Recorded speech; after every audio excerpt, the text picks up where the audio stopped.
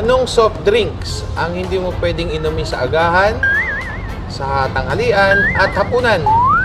Ano? Eh di, merinda. Paano magsulat ang mga babaerong katulad mo? No? Sabi ka naman.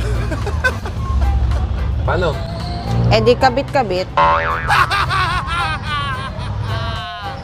Bakit maraming malungkot na tao kapag undas? Bakit? Kasi, pag binaliktad mo ang undas, sad, no?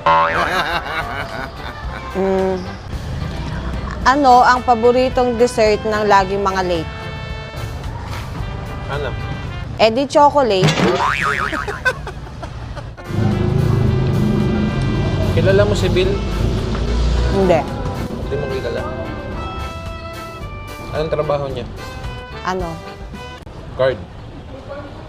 Guardia si Bill. Ano ang tawag mo sa pusit na maliit? Ano? Eh di psst. Anong tawag mo sa medyo malaki sa pusit na yun? Ano? Pusit.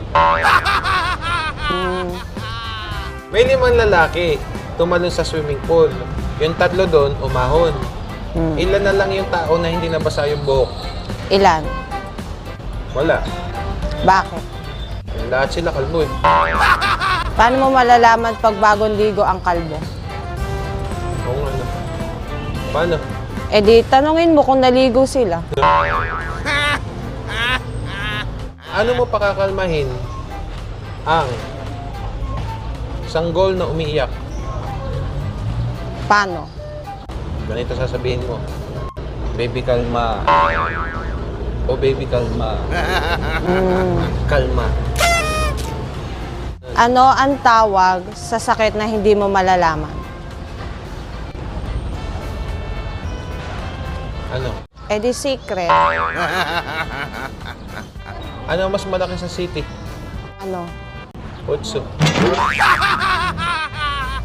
Anong paboritong alak ni James Reid? Ano?